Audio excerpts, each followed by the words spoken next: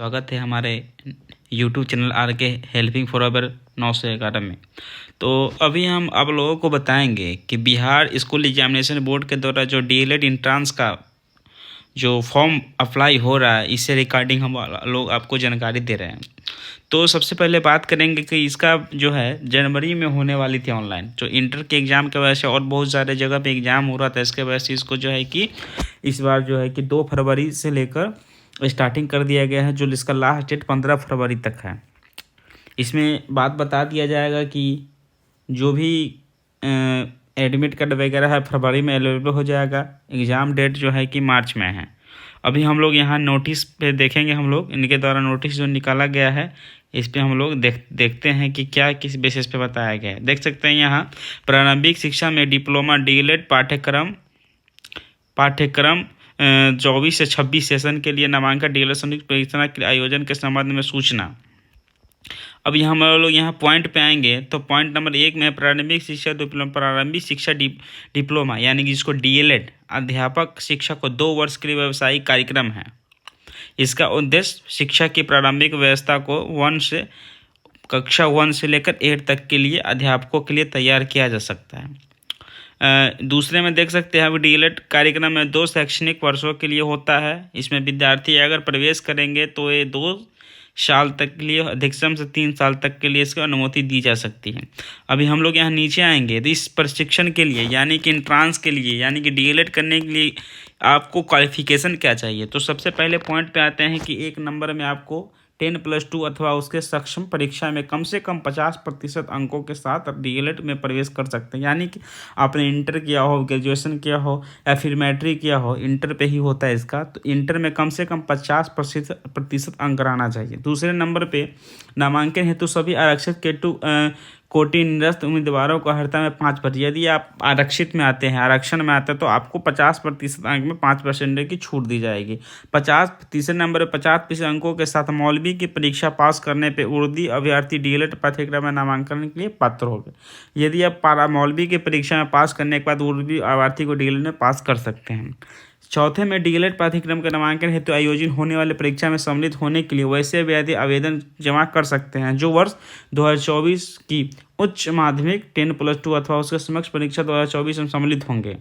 लेकिन डीएलएड पाठ्यक्रम के नामांकन उच्च माध्यमिक अथवा उनके समक्ष में 50% आरक्षण 5%। इसमें कहा जा रहा है कि वैसे विद्यार्थी जो 24 में भी इंटर का एग्जाम दे रहे हैं वो भी इंट्रांस में फॉर्म भर सकते हैं, और जो पहले के वो भी भर सकते हैं। तो उसके बाद बताया गया उसमें कम से कम 50% रहेगा तभी वो आगे के लिए जाया जाएगा, या फिर आरक्षण में है तो 5% छूट दिया जाएगा। अभी हम लोग नीचे आएंगे तो उम्र सीमा की बात करते हैं। तो अभ्यर्थियों के लिए न्यूनतम उम्र सीमा दिया गया है। न्यूनतम कम से कम आपको 17 वर्ष रहना चाहिए, अधिकतम का नहीं दिया गया, वो कोटि के अनुसार है। प्रवेश परीक्षा, इसमें एडमिशन का प्रोसेस है कि पहले आपको एंट्रांस निकालना होगा, मेरिट में नाम होगा, काउंसलिंग होगा, कॉलेज वाइज करके काउंसलिंग, और फिर आपको ये किया जाएगा, एडमिशन किया जाएगा। फिर 2 साल का आप कोर्स कीजिएगा, एग्जाम 1 पेपर 2 पेपर एग्जाम दीजिएगा, उसके बाद एग्जाम निकलने का डीएलएड आपका कंप्लीट होगा। यहाँ देख सकते हैं आरक्षण इसमें दिया गया है, SC ST BC EBC सबका प्रतिशत दिया गया है। पक्ष में 20%, 2%, 18% एवं 10% सीमा। शैक्षणिक आरक्षण भी दिया गया है, पुत्र पुत्री सब कुछ आप देख सकते हैं दोस्तों। अभी फिलहाल ये देखिए एक प्रवेश परीक्षा जो है इंट्रांस इसको बोलते हैं, इसको basic computer variable online exam होगा आपका, जो कि 120 प्रश्न का होगा। इसमें निगेटिव मार्क्स नहीं रहता दोस्तों, इसलिए आप अच्छे से एग्जाम दीजिएगा। दूसरी बात, प्रवेश परीक्षा के लिए आपको जो है कि 150 मिनट 120 क्वेश्चन के लिए 150 मिनट यानी कि 2.5 घंटे का समय दिया जाएगा। अब आते हैं कि प्रवेश परीक्षा का जो देंगे आप उसका पैटर्न क्या रहेगा। तो उसके लिए हम लोग बात करेंगे कि आपका सामान्य हिंदी और उर्दू से 25 प्रश्न रहेंगे, जिसका अंक आधार 25 दिया गया है। एक क्वेश्चन का 1 अंक है। गणित से आप देख सकते हैं 25 प्रश्न रहेंगे, 25 अंक का। विज्ञान से 20 प्रश्न रहेंगे, 20 अंक का। सामाजिक विज्ञान से भी वही रहेगा, सामाजिक अध्ययन से 20 प्रश्न रहेंगे, 20 अंक मिलेंगे आपको। और सामान्य अंग्रेजी से भी वही सेम टू सेम रहेगा, 20। और एक आता है जो तार्किक और विशेषलात, जो कि लॉजिकल एंड रीजनिंग के जिसको बोला जाता है कि रीजनिंग, उसका 10 नंबर दिया जाएगा 10 प्रश्न का। टोटल आज 120 प्रश्न होंगे, 120 क्वेश्चन होंगे। प्रत्येक सही उत्तर पे यहाँ दिया गया है कि प्रत्येक सही उत्तर पे 1 अंक दिया जाएंगे, इसमें कटने का कोई संभव नेगेटिव मार्क्स नहीं है। तो अभी हम लोग यहाँ आएंगे कि यहाँ क्या आएगा, न्यूनतम अंगत अंक, मिनिमम क्वालिफिकेशन क्या रहना चाहिए जिसमें आप हो सकते हैं।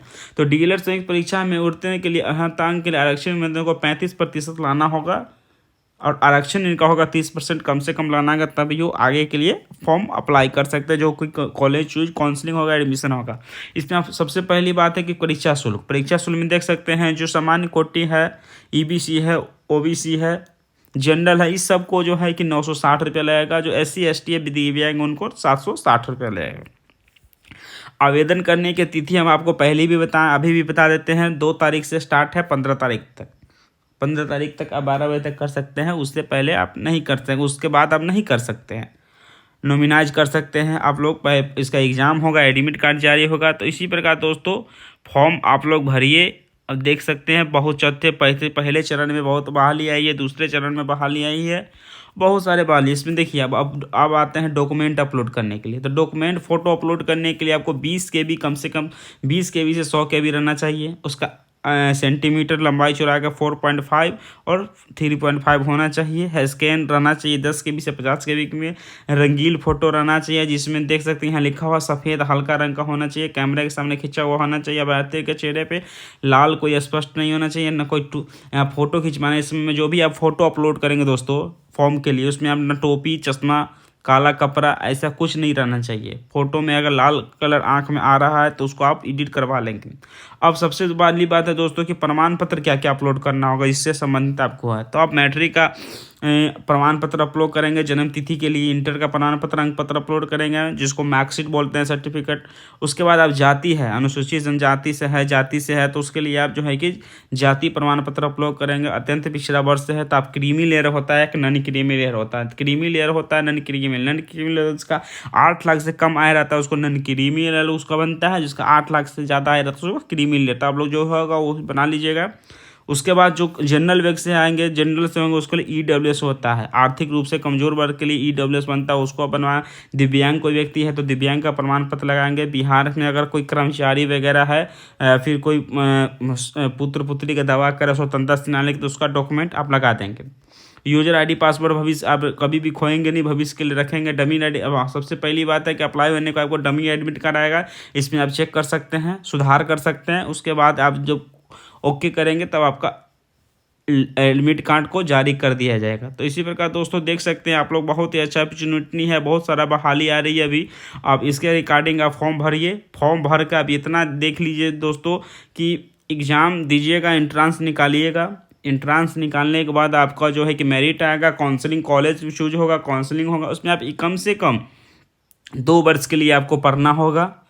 उसके बाद आप देखिए अच्छा नंबर लाइएगा तो गवर्नमेंट स्कूल मिलेगा, और थोड़ा कम नंबर लाइएगा तो आपको प्राइवेट स्कूल। आप जैसे अच्छा से अच्छा तैयारी कीजिए ताकि एंट्रांस में अच्छे नंबर लाए। क्योंकि देखिए सर मेरे दोस्तों कि तीसरे चरण का बहाली आने वाला है। फिर अब देखते हैं कि हाल फिलहाल नोटिस आया कि 1 लाख से प्लस बहाली अब चौथे चरण में भी आने वाला है।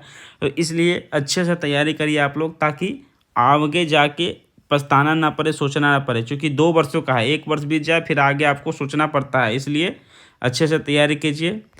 हम आगे वाले कल वीडियो बनाएंगे, इसमें आपको ये बताएंगे कि किस तरह फॉर्म को अप्लाई करना है, किस तरह डॉक्यूमेंट अपलोड करना है, किस तरह, ताकि आगे आपको कोई प्रॉब्लम ना हो। तब तक के लिए धन्यवाद। Good night.